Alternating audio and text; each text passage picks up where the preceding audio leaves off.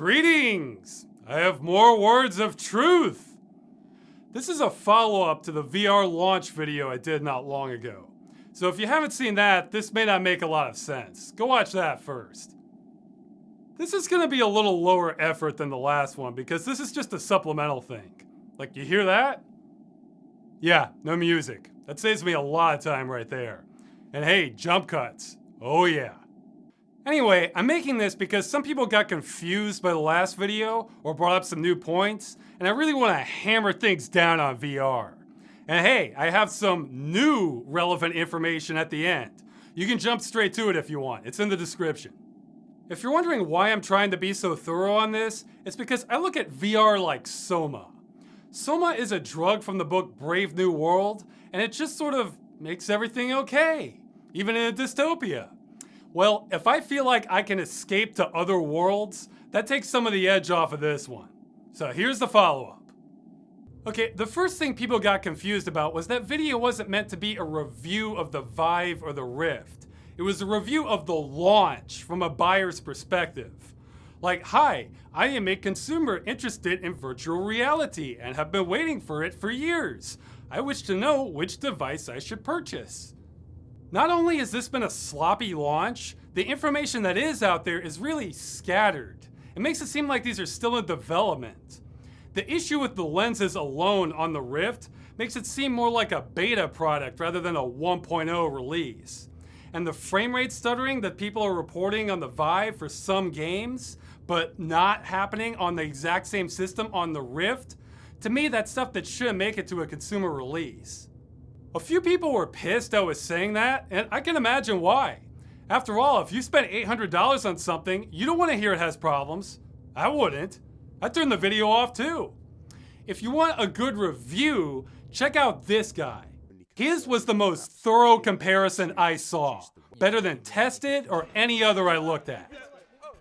Okay, the next big complaint I got was that all my information was outdated because I only use the developer kits and the consumer versions are completely different. And I realized I made a mistake in saying that the majority of games and demos I tried made me motion sick. See, in my mind, that didn't matter. The number of VR games that make me motion sick can be reversed, and that still doesn't change any of my main conclusions. So let's clear that up. There were two main points I was drawing from that. The first is that in virtual reality, motion sickness is like an animal, lying in the shadows, waiting to strike. It's always there, waiting for a game to make a mistake, like a lazy alligator staring at you. I'm sure there are plenty of VR games that don't make you sick, but if a game isn't designed for VR, then even the most expensive consumer headset can or will. In fact, many people link me to an article by someone who did flight simulations for the military, and he claimed that even $80,000 VR systems would still make people sick. So don't worry guys, there are still games on the new models that can make you sick too. I guarantee it. And that's the other point I was trying to make. The VR games that don't make you sick are severely limited compared to normal ones. Even if you have full room tracking, that gives you what, a few steps before you run into a wall? Here's a first-person shooter. Whoops, I've already gone too far. I can't move any further in my room. I'm stuck.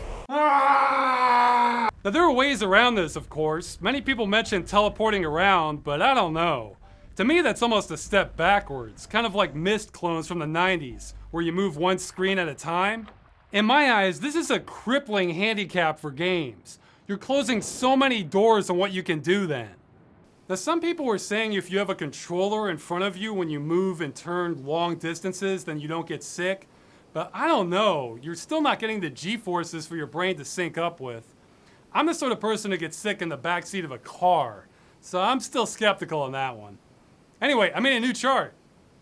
Over here we have 2D games and normal, flat 3D games.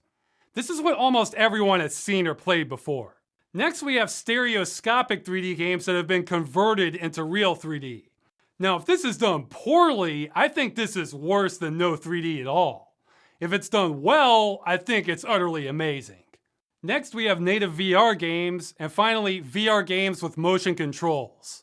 Now this isn't the scale or anything, but the vast majority of games fall into these first two categories here. Now VR isn't going to do anything for 2D games, but what I was trying to say is, hey, if we can bring more of these normal 3D games over here, then that's a lot of great experiences we could be having. Now yes, they wouldn't have motion controls, but to me that's just the cherry and sprinkles on top, not the ice cream. Now some people were insisting, no, only these games are worth playing on VR. We shouldn't even bother with anything else. Well, that's a subjective opinion. Nobody's right or wrong as to what kinds of games you prefer.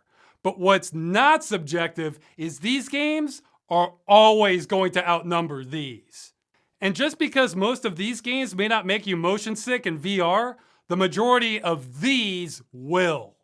For every really great and deep VR game, there's going to be at least 10 normal 3D ones. That's just how the market's split. I'd rather not have a feeling like I'm perpetually missing out. For me personally, it's not even worth getting VR unless I can get access to more of this stuff. I don't play many mini games. I hope that clears up some of the confusion. You could of course disagree with my opinion on VR gaming, but a lot of vocal people didn't understand what that was in the first place. Now you have a chart. And speaking of not getting it, a lot of people were saying my 3D theater solution already exists because Steam VR Theater Mode, big screen, and virtual desktop all do exactly what I'm talking about. No, they don't, guys. At least not on their own. Here, I'll spell it out. This is a screenshot from the program Big Screen. We do have a 3D viewing area here, although that part didn't even matter to me. But what's this? The screen here is flat. If this did what I was describing, the car here would be in the guy's face. The HUD would be nearby, and the goal would be way back here somewhere. It has to come out of the screen or sink back into it. If the program doesn't make games do that, then it's not what I'm talking about. Personally, I don't think there's much point in having a flat screen in 3D space. I would just use a monitor. Okay, that should clear up most of the confusion. Now let's discuss topics people brought up. A lot of people asked what I thought about GearVR or PlayStation VR. Well, I'm not against them. VR needs all the help it can get. But I'm not as interested in those because I'm after these hundreds of games. To me, this is the juicy stuff. And Gear VR is still expensive and probably won't be as good an experience as a dedicated VR device. And the PlayStation VR is going to be locked down. So your only choices for games are what Sony gives you. Plus, the screen specs from Sony are lower, and I think you're going to want the resolution as high as possible for this stuff because you're so zoomed in. Whop. I want the solution that's going to get me closest to hundreds of high quality games. And I think that's only going to happen for the foreseeable future by bringing over existing games into VR. They're still making a lot more of those than native VR ones. Another question I got was what I thought about emulators for Nintendo or PlayStation 2 games using virtual reality. Great! The more of this stuff, the better. Although I will say, unlike PC games, with emulated games, even if they're 10 or 15 years old, they may still take a lot of power to run them in VR. That's because you lose a lot of speed in emulation. But still, something to look forward to. Now, of course, there's the issue how these are illegitimate because they're ripping off the parent companies. But if the game's not for sale and not available in VR anyway, I kind of have to side with the people wanting to play the game in VR rather than make some corporate lawyers happy. They're never happy. That's the irony of it anyway. I will say though, this is almost an embarrassment to PC gaming. Because here we are bringing over all these old console titles into virtual reality, but old PC games are getting table scraps. Don't get me wrong, I'm glad they're doing it. But man, it makes PC game support look so bad. Okay, one more question, then I'm on to the good stuff. Several people asked me, why bother bringing 3D games into virtual reality and not just use a 3D monitor or television instead? Good question. There are several reasons. No ghosting, or at least very little. Ghosting was one of the biggest pains about stereoscopic 3D, and in VR, each eye gets a separate image. No flicker. You don't have to strobe flash images 120 times a second. It's just continuous. Much nicer. More immersion overall. The screen appears bigger, it's more closed off. I think it could end up being a better experience. And finally, potentially better future software support. I think VR is on its way in and 3D screens are slowly on their way out. I think there's a much better chance of the industry supporting VR in the future than 3D monitors or televisions. Mostly because we did it wrong, but that was another video. Okay, so I'm gonna end this with some news. After making the last video, another fan sent me the DK2. I don't actually make these videos to get free stuff, but hell, I'll run with it. He said it was just sitting in a closet anyway. This kicks open some doors for me, because the software support is much better than the DK1. So I use this to find the truth. In the last video, there were a lot of unknowns for VR support for non-native games because the documentation on this stuff is so terrible. Well, let's fill that chart in because I tested the hell out of this stuff. Good luck finding this comparison elsewhere. First up, TriDef 3D. This solution was extremely hacky. I had to use this in conjunction with an older version of Virtual Desktop to get it to work. I'll give you the short version and say that this was a real pain in the ass to set up. Now, as for compatibility, I tried a variety of games and it ran about half of them. However, only a third were the results halfway decent. As for depth, unfortunately that's the same answer, halfway decent.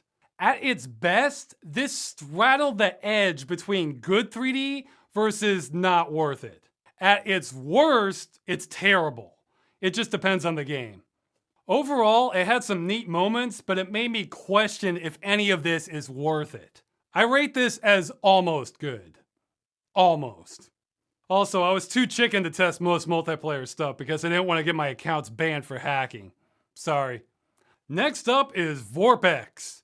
First, game compatibility. This one wasn't hard. They are not playing around with this compatibility list. I couldn't get any game to run that wasn't on this list. This right here is why I was lamenting NVIDIA. They would be closer to about 95%. Now, a couple games technically ran, but not in 3D, so I'm not counting that. That's the whole damn point. Maybe I tested the wrong games, but I definitely had better results with TriDef for getting the games to actually run. But how is the experience itself?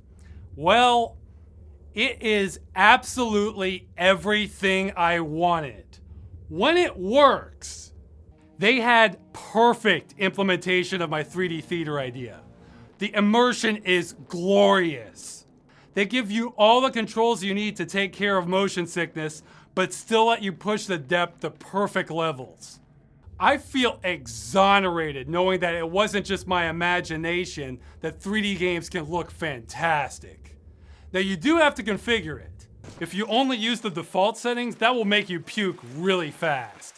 But it's all there and it's amazing when it works. Even the supported games I ran into some bugs.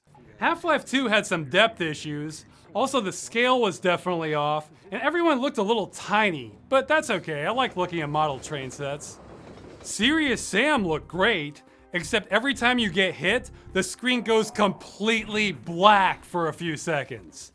That's kind of a big problem, but man, it was great when it wasn't doing that. This is approaching the promised land. It's a lighthouse in the middle of pitch black darkness. And that's VorpX.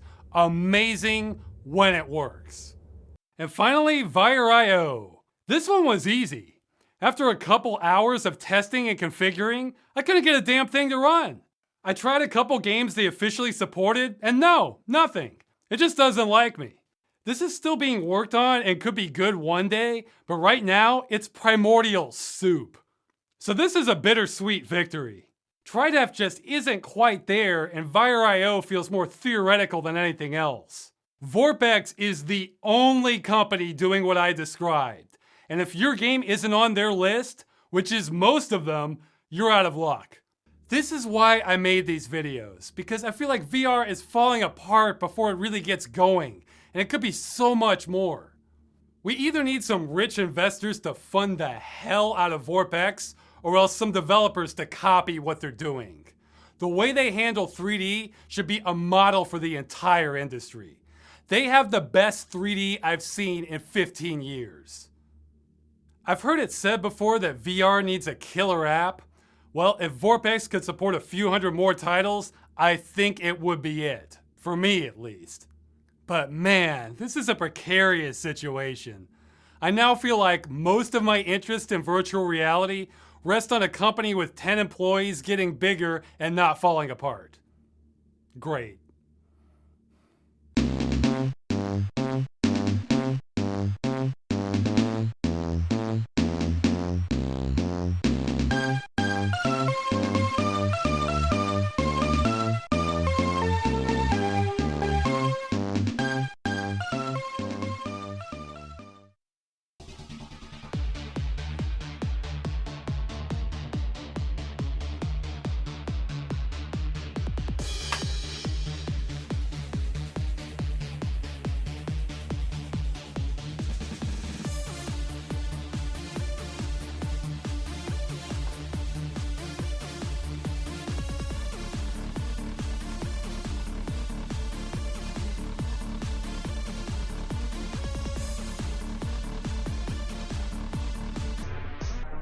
Whoa.